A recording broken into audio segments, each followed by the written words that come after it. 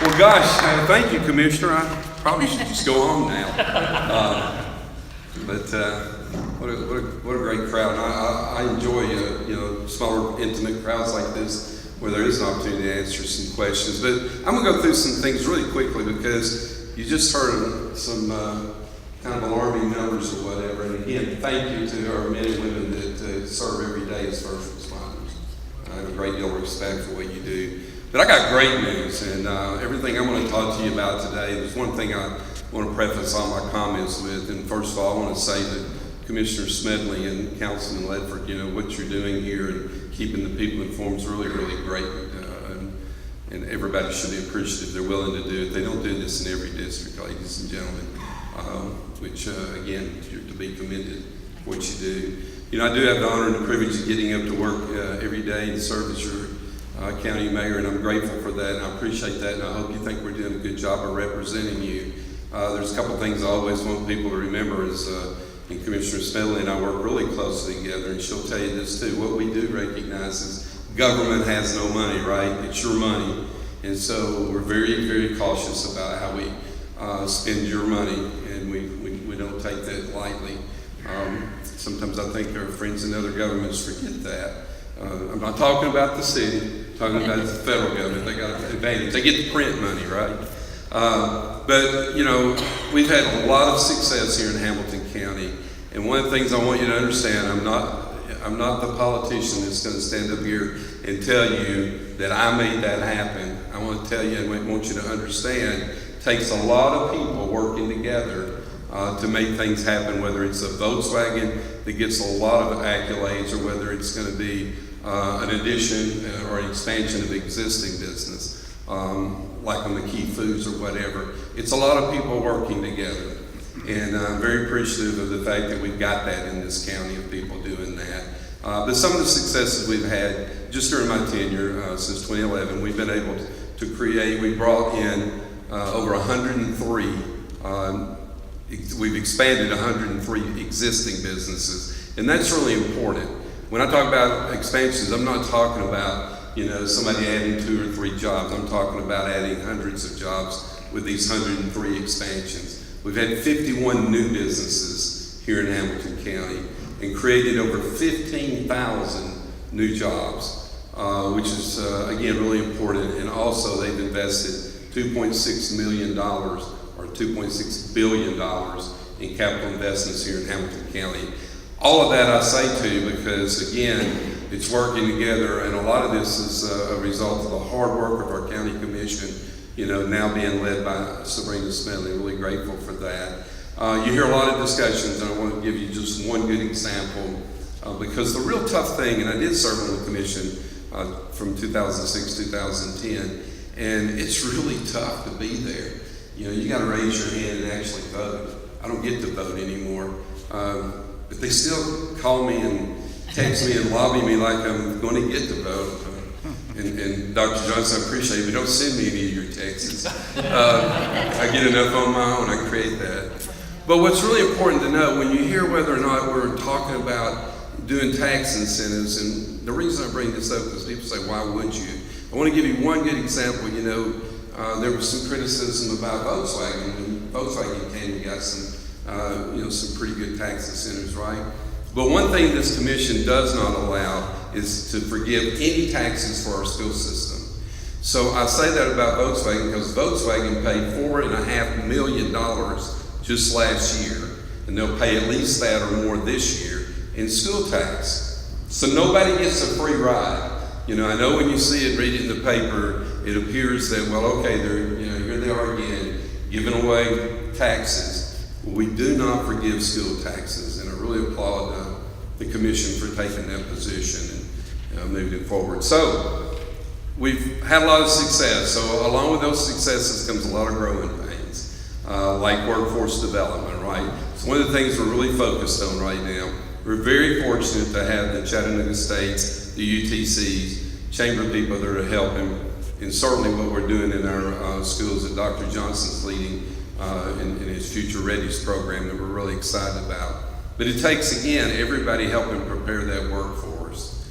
One of the things, people ask me, what do you focus on in Hamilton County, each and every day? And we get up focused, as I said, on economic development, creating jobs we talked about, education, and trying to enhance the quality of people's lives. I saved education to last on purpose. How do we enhance people's quality of lives? It can be something as simple as, the hard votes the commission, city council take with the Riverwalk, for example. But time and time again, when we're sitting at the table recruiting businesses, you'll be surprised how many CEOs or people say, I got up this morning, I walked down to the river, I saw your Riverwalk, I went up to see the artwork at the Hunter Museum, and it just really sold me. And you know why? Because CEOs are going to bring their families here. And they want their families to be able to enjoy that enhanced quality of life. And then the other thing that's really important to them is education. I had a neighbor moved in. I showed you the story with Dr. Johnson the other day. I had a neighbor that moved in. I live in Hickson, in Valley Brook. I've lived there for about 30 years now.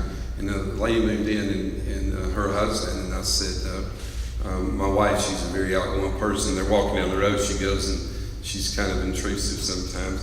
Many of you tell her I said that, I'll have to deny it, for the ones that didn't know her. But she goes out and she's talking to him, and she says, well, come on out and meet these people. I went out, and I said, well, so what brought you here? Because they were coming down from up in the Northeast, where we hear about how great and wonderful the schools are. She said, we came here because of your public school system. We did a lot of research. We wanted our child to go to the Chattanooga School for the Arts over in North Chattanooga. And I thought, wow, gosh, I wish I could get you to video that, put it up on TV. So I'm going to tell you, I want to talk a little bit about education and our commitment to education. And I asked Dr. Johnson to stay because I think it's really important. We do work really closely together. The County Commission approved last year $440 million for the operations of our schools, and that is about a 62 to 63% of our $753 million budget, which I think is the most important thing that we do in county government is fund education. It's our future, and everybody knows that. And a lot of people, regardless of whether your children are gone or you didn't have children that attended our schools, they're still the ones that are going to they're taking care of us. Some of my doctors that I see now are people that I know their parents, and the kids are now orthopedics, and you're like, wow, where did that time go? But I say that because it's really important to know that the commission steps up, and they did that last year, and in addition to that, made available $125 million for capital improvements. And one of them is here in this community with the much needed, I might add, East Hamilton Middle School. And every one of these projects is much needed, and we all get that and understand it. And again, I want to applaud the commission for doing that. It wasn't easy to make some of these decisions, and if you stand down there and have to labor with them and watch them, sit there and raise their hands, you'll understand it. And again, you've done a great job of electing Sabrina Smedley. So when we have a chance to interact, and Dr. Johnson and I do quite a bit, one of the things I always like to remind people, we're really proud in this community when we're talking to people that are looking and we're recruiting businesses. We're really proud to talk about our workforce, our future workforce. Yes, we've got a really great, many of you have your children in private schools. There's about 10,000 of our young people in private schools. That's fine. We applaud what they're doing there. They do some great work there. We got a homeschool contingent that does great work. But what your local government's responsible for are the 44,000 students that are in our public school system. So does anybody know the biggest difference between the public schools, the homeschoolers, and the private schools? The biggest difference is no matter what happens on any campus, any of the 79, or have you got any more than that, Dr. Johnson? Any of those 79 campuses, whatever happens is public record. And they can come onto those sites and they can report anything except their names. If it happens in a private school, that's not the case. So I don't want you to think for 1 minute that some of the issues that we hear about in our public schools aren't occurring elsewhere. It's just because that we're taxpayers pay for it, so taxpayers have the right to come onto the property and know what's going on there. And I think that's important to know. So let me tell you a little bit about an individual I got to meet about a year, 15, 16 months ago now, Dr. Brian Johnson, and what he's been able to do. And I didn't get to hear his comments. You might have already heard some of what I'm about to say. But, he came in here, and imagine this, to come into a system this large, 44,000 students, in a place that he might have driven through, or I don't know, you might have played some college football down here. And to come in here and to go out into the community like he did, and I had the opportunity, I know Commissioner Smedley did, to visit some of these schools with him and to watch him, interact with his administration and the caring that went in to what he was trying to accomplish. I'm going to tell you, it's really hard. Nobody's going to deny that there's some serious issues, with our school system. But what's the alternative? To give up? I don't think so. Nobody in this room wants to do that. We spend $94,666 per day keeping people incarcerated in this county alone. So wouldn't it be wonderful if we could cut that in half? And the best way out of that, as everybody in this room knows, is to educate people. So that's what Dr. Johnson, and what I've been so impressed with him, and the fact that we talk, several times a week on several different things that he's working on. But I stay in my lane. I'm not the person responsible for the policies and procedures of what public education does. They got a school board, right? The school board and the superintendent run the school system. But my challenge, and I say this to every group that I speak with, whether it's at the Trade Center with 1,000 or whether it's a group like yourselves, the real challenge is for each and every one of us to go out and talk about the positive things going on in our schools. Our young people are really excelling in some of our schools. Not all of them. We need to lift them up too. But a good example, I'm sitting on stage with Commissioner Smedley last graduation for East Hamilton last year, talking to the principal, just making small talk. And I said, so how many of your students actually scored over 30 on the ACT? Well, I was expecting to hear 1 or 2 or 3 or whatever. 25 students in this community scored over 30 on the ACT. That's pretty good. I didn't see it in the paper, did you? I didn't see it in the 6 o'clock news, did you? I didn't see that.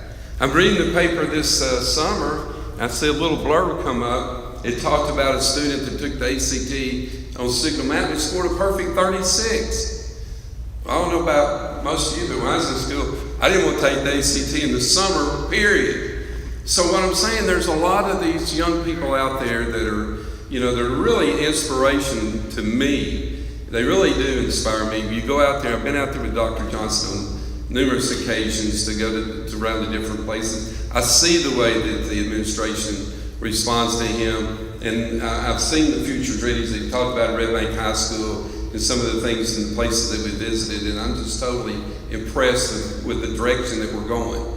Now, we didn't get here in 1, 2, 3, or 5 years. We got where we are over a course of a long period of time.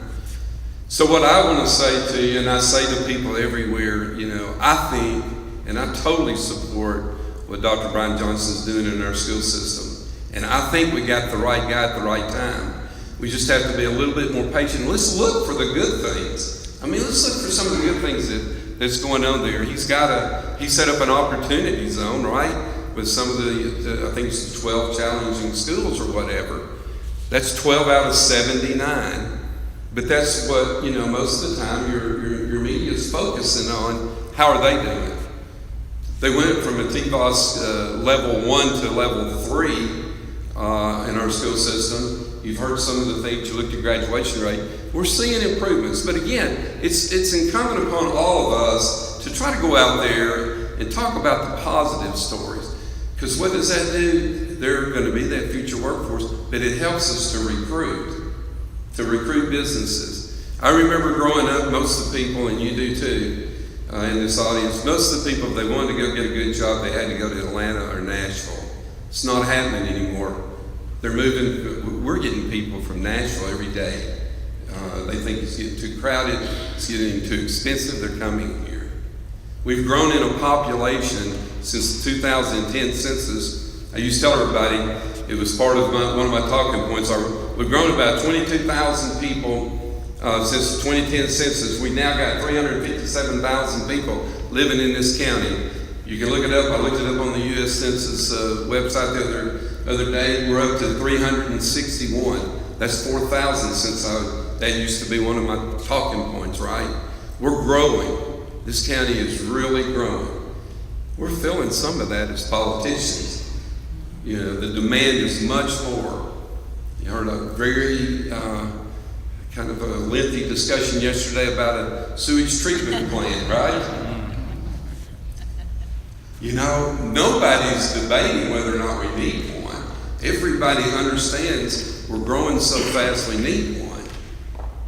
But the debate is where you're going to put it. Now, I want to remind you, I don't have a vote. I got Sabrina's cell phone. You want to call her? You can direct all your complaints there.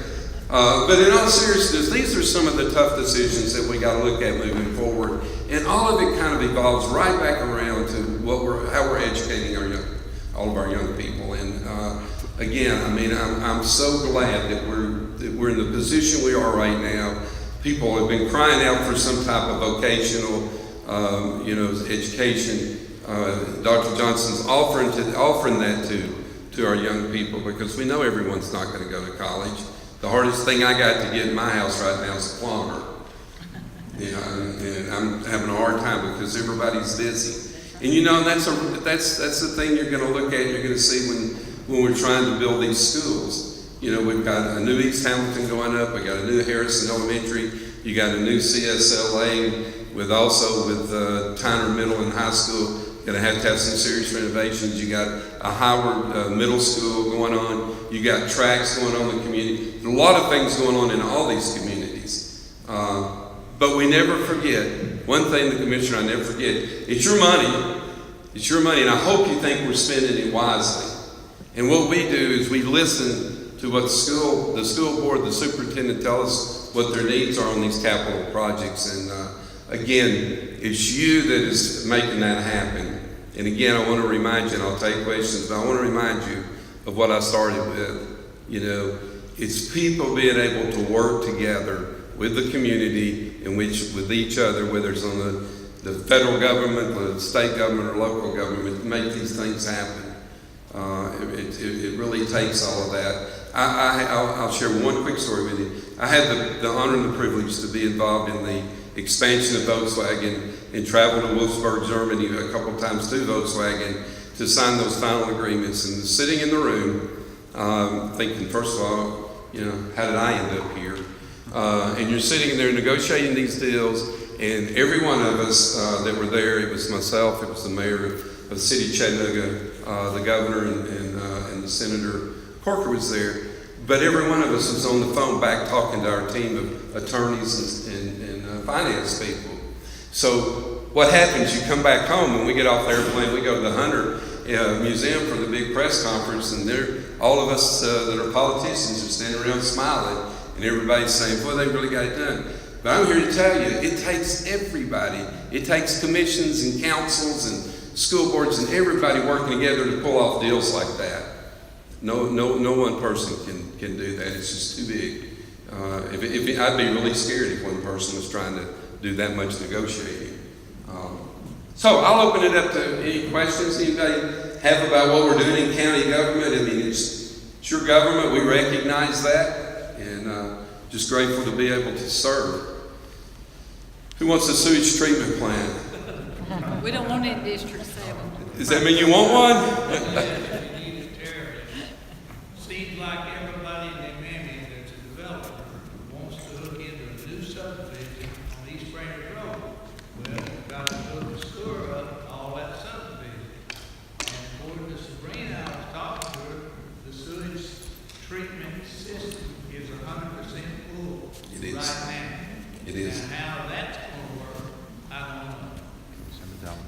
Yeah, I mean, there's some real challenges there. And you know, some of the things, and people say this, and it's not the answer, but people will say that, you know, just do bigger lots and do septic. You know, the problem with septic is it's not foolproof, and once it starts to leak or whatever, it contaminates the soil.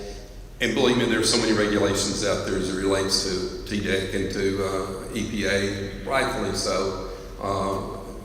So we just need to really be able to get away from that eventually. We are growing, you know, so fast in some areas, and this is one of them, the Appleton area, and you know, you might not get over there very often, but in the Saudi Daisy area, particularly in the unincorporated area of Saudi Daisy, there's a developer over there developing about 600 acres of homes.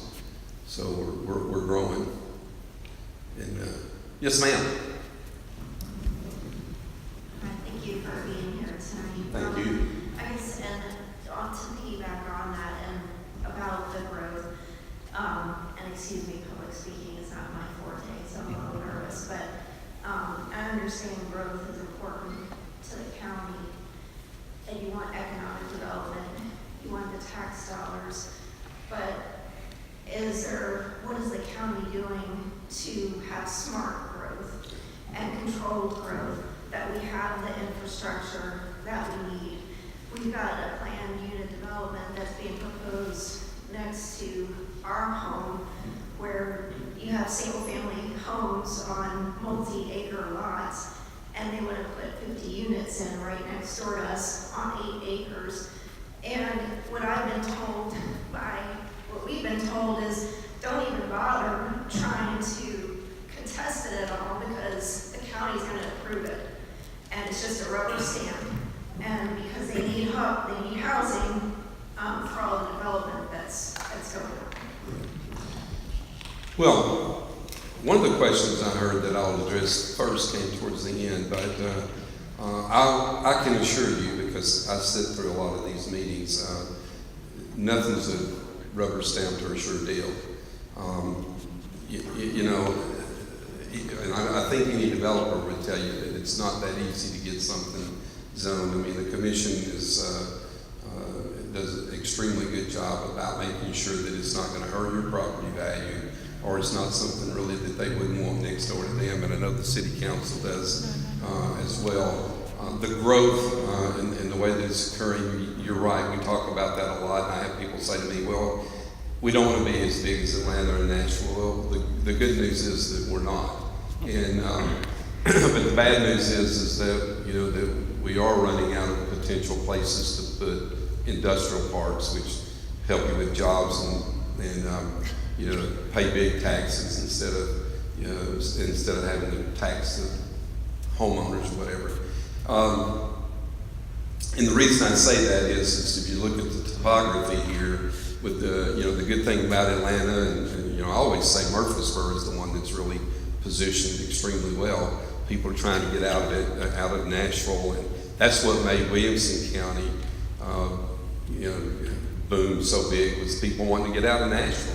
It helped Cheatham County and some of those counties around there. Any of you is familiar with that, and that's why they're doing so well. But when you look at what's going on in Nashville and Atlanta and how that happened, it's because it's flat. And you can do that in Murfreesboro. It's flat in Rutherford County. We've got the mountains, and you hear, and even developers don't like now that they've come out with a certain grade you can't build on. And then we also have issues with the water in some of the low areas. You can't build there. Developers won't take a risk in doing it because you can't get insurance. So again, the growth that you're seeing, and for the ones of us that are involved in it, it's really important to us right now, while things are going extremely well and we're a popular place to be, that we can position ourselves to continue to grow. But it won't go on forever. It can't, because of the land mass here. So I hope that for ones of us that grew up here, gives you a little bit of comfort in knowing that, as good as architects are and engineers are, they're still, it's hard to hang them off the side of some of these hills. Of course, I've seen some of them, pretty good. Done some of them, probably had Mr. Carmichael. So, again, Hey, Mayor. yes, sir. Talking about the wastewater, we know that it's inevitable, but at what point does it become an issue to where the word moratorium comes into play? And will we ever, do you think we'll ever see that, one? Number two, talk a little bit about what that means, that word means. We saw it recently in an area nearby. With what? I'm sorry. Moratorium. What part? On building. Huh? Moratorium on Oh, the building. moratorium. Yeah. Well, I mean, that's happened. What's happened as a result of wastewater in areas that aren't sewered, because there's only a certain amount that Chattanooga will allow to go into Moccasin Bend. There's only, a certain amount that can go from like Collegedale into the Chattanooga system down to Moccasin Bend. So what's happening is all of those areas, and we worked, Commissioner Smedley and I worked together for over a year to be able to get some of the moratorium lifted, just to be able to build an additional 1,000 to 1,500 homes in this area. And it wasn't easy because you got EPA and TDEC and these people that come in and they restrict that because of the wastewater. And again, the system, with anywhere here, I know you talk about moratoriums, and I know the city of Chattanooga's got a huge project right now in the consent decree, and we've been able to kind of stay away from that and with the WWTA so far. But once that comes, you're talking tens to hundreds of millions of dollars to correct that problem. That's why we're trying to get out ahead, and we've been trying with this sewage treatment plant, and that's why it's really, really important that we can come to some kind of understanding about where that's going to go. We know the area, and again, communication is so important. And what happened yesterday was just a great example of just a lack of communication between the WWTA, because they weren't going to purchase the property yet. They just had to have permission from the commission to go and for us to move $3 million over there in the event that the deal went through. But it had to be zoned. There had to be 2 public hearings by EPA and TDEC, and there were at least one more public hearing. It was a long way from that, and still is. But just trying to move the project forward. It's been about 15 months since the commission approved the money, and it's taken us that long to get EPA and TDEC and everybody to say, here's a good site. Now all they did was come in and say, this is the prime location right here. And the reason is because everything flowed that way. It was going to be able to use gravity instead of pumping it that way. And so they said, bingo, right here. Well, a lot of neighbors said, not so much. Back up a little bit. And that's what the commission voted to do. So we need more public input. And that's never a bad thing, no matter how long it takes. But hopefully it gets moving forward, and it's going to take several years to actually build that plant.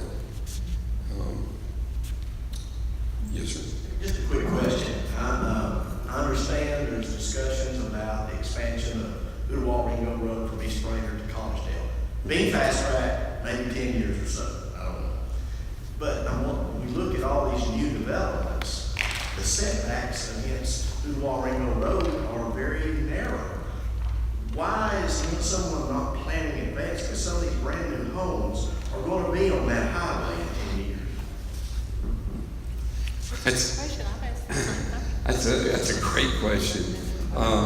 But we don't, as government, we don't have any control over how they do that.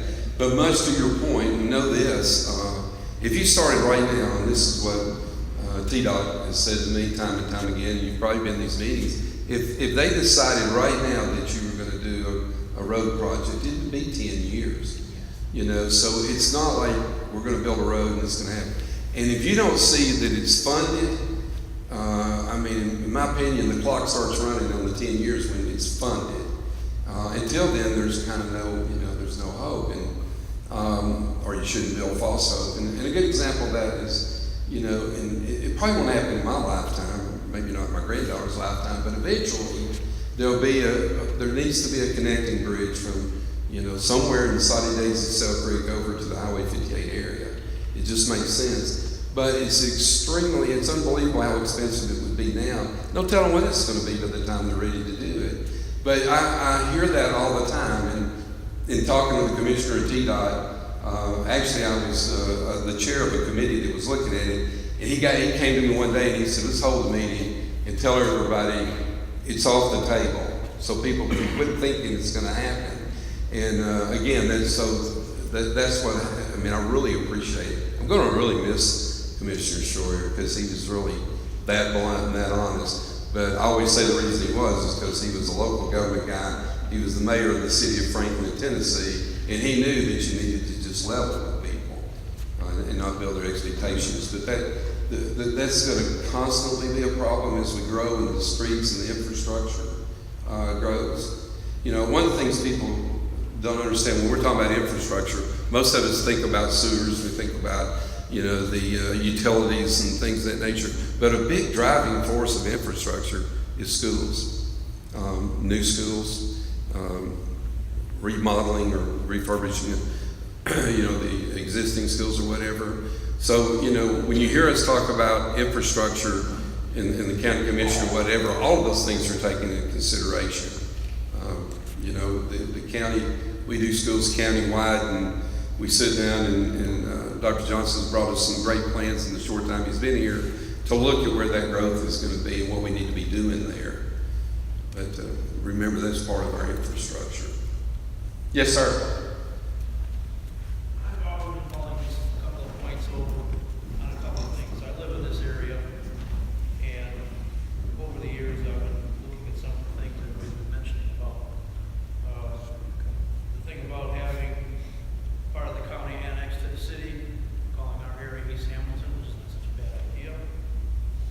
I think we're getting into a point of overdevelopment, because East Bader Road, I'm not so happy about being talking. You're looking at expansions. You're looking at possible small strip malls up and down the road. I don't always think it's a good idea to have over-expansion. I don't know where you're going to put all these other businesses that you already have a few miles away that people can drive to, and I don't see a problem with that. And personally, I have a problem with school taxes. I have not used the Chattanooga school system. I've been here for 20 years. I don't have anybody that uses it. Is there a rebate? It's an easy answer, no. I'm just about the expansion of East River Road. So you got the road expanded, but no traffic lights. I mean, if you ever tried to get out of the subdivision where I'm at, before they put the 5 lanes up there, it was tough when it was 2 lanes. It's not so bad now, but still, there are no other traffic lights between Banks Road and Morris Hill. And it just, something should be done about that. Yeah, again, improving the infrastructure. But I want to go back to your question about or your response about not paying school taxes. Other people may appreciate that. So, and I'm saying this in a very respectful way. I know, I hear that sometimes too. Why am I paying for the schools? And usually what I say to my family, because I got 3 brothers and I'm in the middle and they always rough me up. And I say to them, I said, would you rather pay incarceration taxes? Because if we don't educate them, we're probably going to end up incarcerating a lot of them. And so, we don't want to pay. If you say, I don't want to pay because of what I see every day that breaks my heart, the money I told you about, the $94,666 to keep people locked up every day. I'd much rather be handing my money off to the school system and educating these young people on a way that they, the ones who, and we know there's a direct correlation, by the way, between poverty and people's level of education. And that's their way out of poverty, is to get a good education. So wouldn't it be great if we had the opportunity to educate these people? But it's still education actually usable for the kids, rather than just McDonald's jobs. There's no really top level jobs available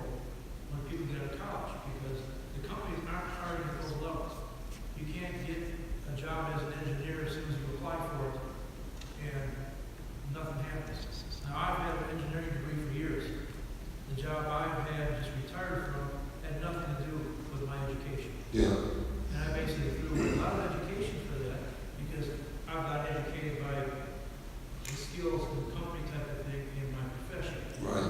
And nothing to do with getting stuff on the schools. And the schools, I don't think, are teaching at the levels that we need for high-tech engineering, chemical engineering, all that kind of stuff. We're not up to that level.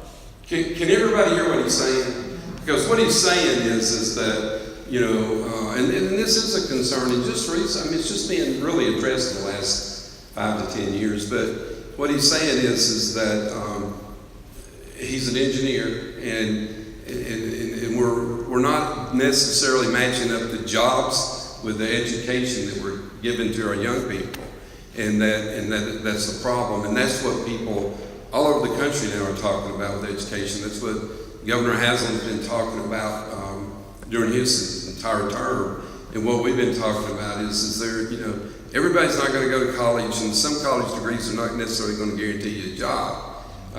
So it's being able to get people into a good a family wage job where they can raise their families, and some of these are getting, and that's what Dr. Johnson's addressing Future Readies. But again, I mean, I totally agree with what you're saying, by the way. You know, it's matching people up and with the right degrees, with the right education, and it's a real challenge, but it's a challenge all over this country. But I'm glad you pointed that out, because I think that really leads into the fact that we know that our public school system is doing the right thing by trying to give our young people lots of different you know, options about, you know, what you want to do with your life. I mean, I don't know how many of you in here knew what you wanted to do when you were 16 or 15 years old. You know, there are some people that, because, you know, their parents were professionals, and whether it was a doctor, a lawyer, an architect, they wanted to follow in those footsteps. But for most of us, you're not really sure, and then you change your mind along the way a lot. You know, if you'd ever told me that I would run for public office, I would have told you as recently as 15 years ago, no way. I don't like those guys. Why would I do that? You know? Well, thank you. I appreciate the opportunity to be out here and talk with you. And if you ever have any questions or comments about what we're doing, you know, feel free to call the office, and you know, and most of you probably have my cell phone number. Very people say, you know, you're crazy about giving people your cell phone number, and it's not been a problem for me at all. People do not abuse it, and I've got the easiest number in the world to remember. It's area code's 423, but it's 364-0004. And I tell people that, you know, if you're going to call and be belligerent, that's fine. I mean, I signed up for that, right? But it is important to hear from you, and particularly about issues when I heard that, you know, people don't think that politicians care, that the deal's made and you're going to rubber stamp a zoning. You know, please don't become cynical about that. It's quite the opposite. You know, you could have seen that yesterday in the commission meeting with the public outpouring about, you know, the sewage treatment plant. It changed the whole dynamic. So get involved with your government. Thank you for the opportunity.